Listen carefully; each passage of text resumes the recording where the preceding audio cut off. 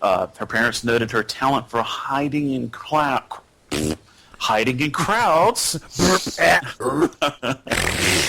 when they nearly lost her in a busy starport. She grew. She developed an affinity for borrowing things. And, you can't hear it, but I'm air quoting. Borrowing things that didn't belong to her. She kept her borrowing to herself, honed her stealth. She eventually became a professional thief after leaving the nest. She's a human female, and her latest contract is a data file that will net her the biggest paycheck of her career, an Imperial data file on cybernetic research. Dun, dun, dun. She has developed over time the ability to blend into her surroundings by more than just hiding. She's learned to change her personality, thus the acting.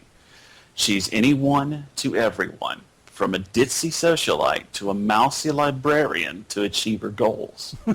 I like that. So she can go from librarian to stripper with no problem.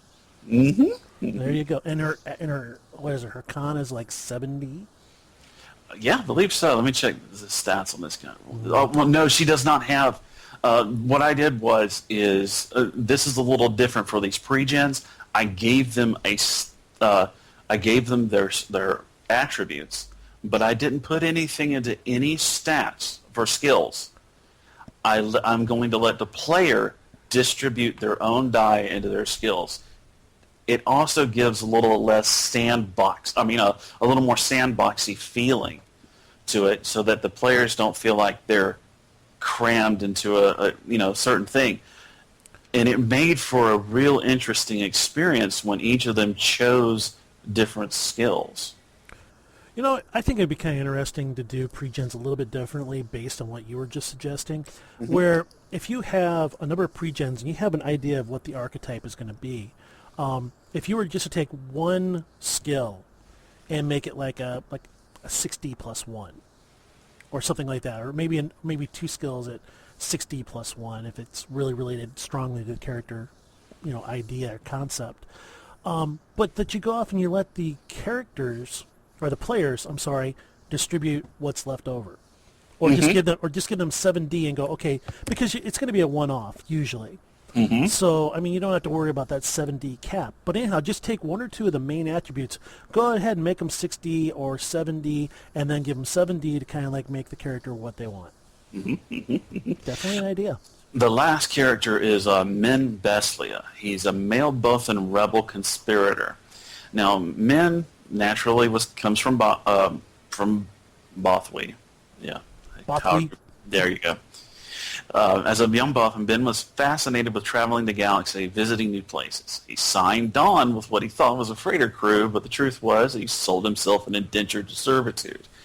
His first owner was an Imperial Customs officer of Rental, and the officer treated him very badly, but he managed to escape when he got the help of the Rebel Alliance. You know what? He had it coming, though, because the Bothans are all jackalopes.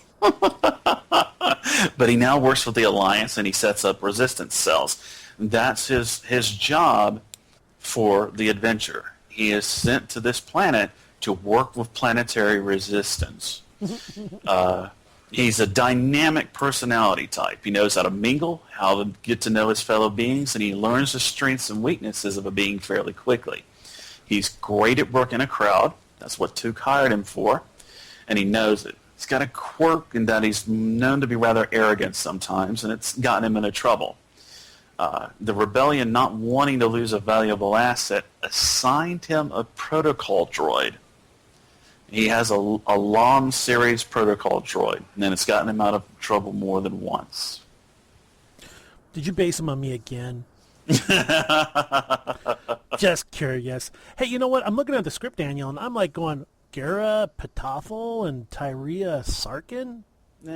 Those are ones from the Rogue Squadron book that I'm working on bit by bit. But that was in the script, but I wanted to talk more about what I'm working on. And anyway, gotta get your spotlight. But it also works because it rolls right into the Ronto buffet.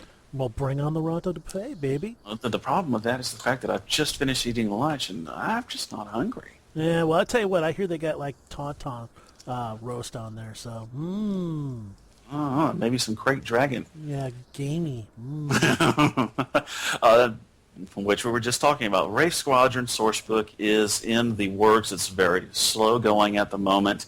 I'm not getting much in the way of feedback. I'm working with Ty Kane to get a cover done.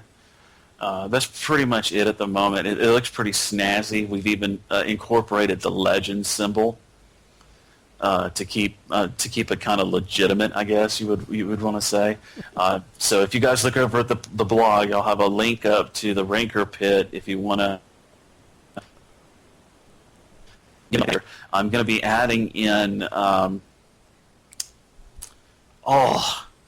be adding in some optional rules for Starfighter combat. Nicely done, sir. Well, that should be interesting. I mean, I'm looking forward to it as long as Darth Mickey doesn't find you. Oh, he says. That's something else I want to talk about near the end of this. I got an announcement I want to make and get out of the way. Darth Mickey? All right. Yeah, All right, Darth. well, Wraith Squadron, that's pretty much all we had for the all-you-can-eat buffet. So I guess that'll take us into the Ways of the Force GM discussion. Dun, dun, dun. That's right. We're going to continue our GM 101 discussion. This time we're going to pick it up with player interludes. Yep, pretty much.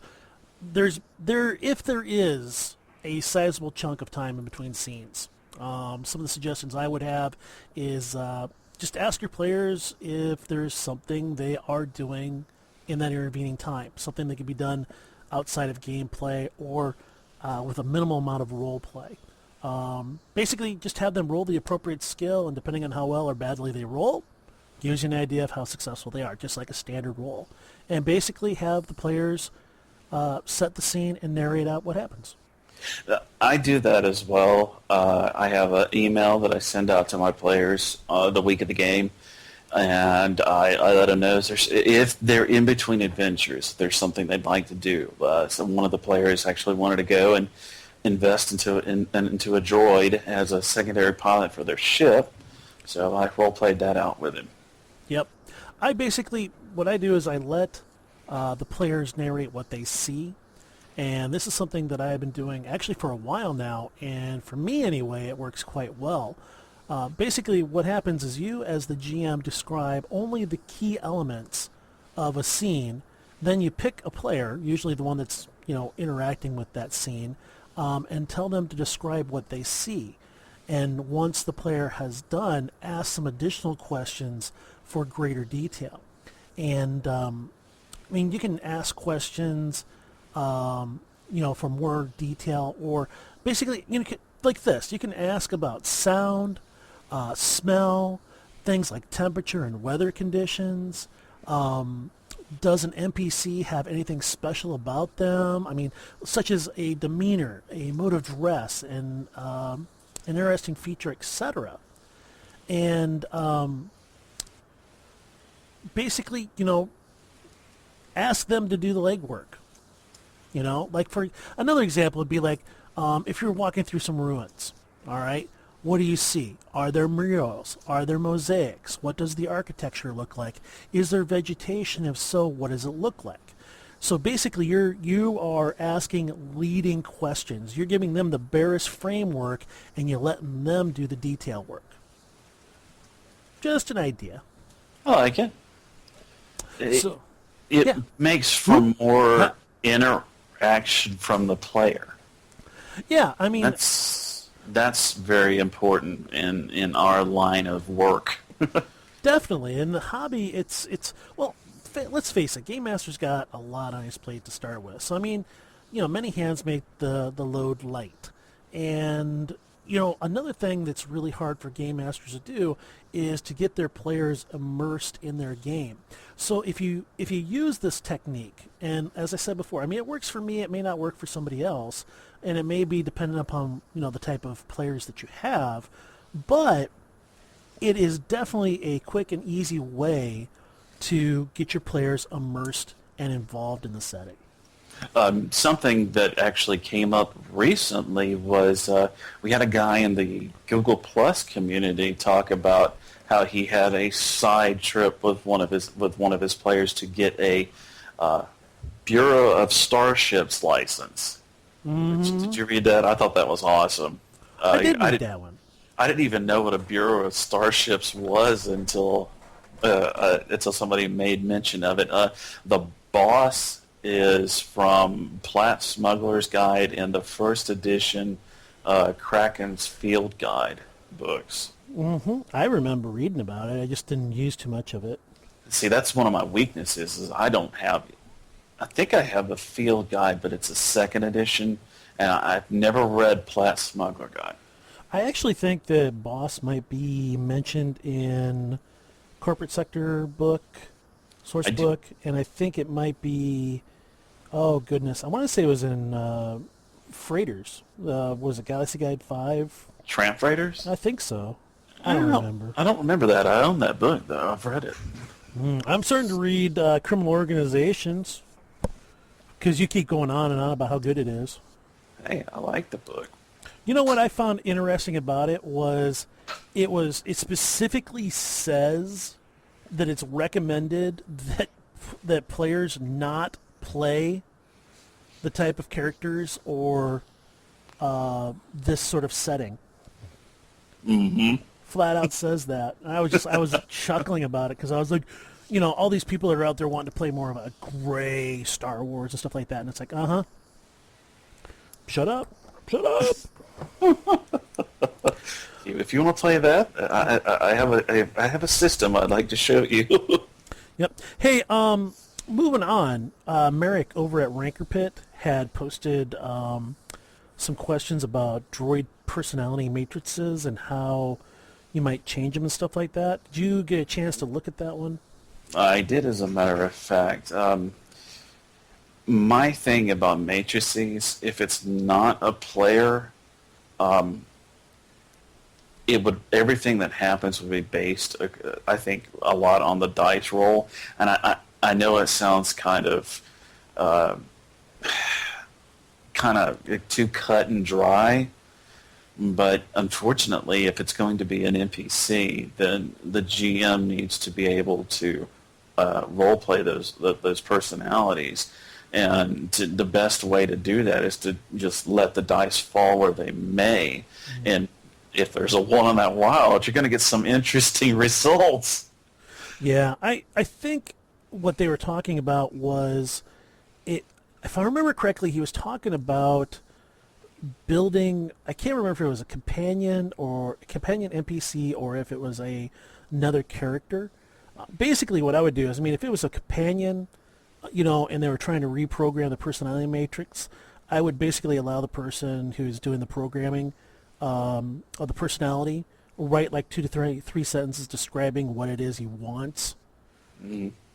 And if it was like a player character, I would ask them, and I would hope this would be covered in the write-up, what he wants to do, and based on the programming rule, tell him how close he gets. And then, he might even get a quirk.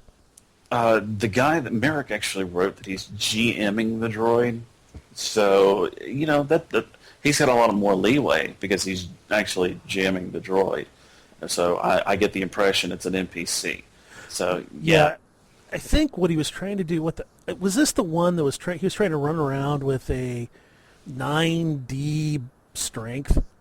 No, well, someone else. The original question came from he's got a character that's the droid engineering type, and he's upgraded all these skills on a Roche J9 worker drone.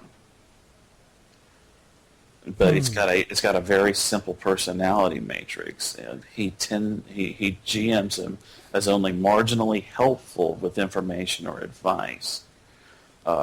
He's suggested a personality upgrade for the droid, and the character, the player, is going to create a complex one from scratch. Yeah, I think so. And depending upon, I think, depending upon what the engineer wants to do with the matrices, how he shapes the personality may also have bearing on the difficulty. if you're trying to input the personality of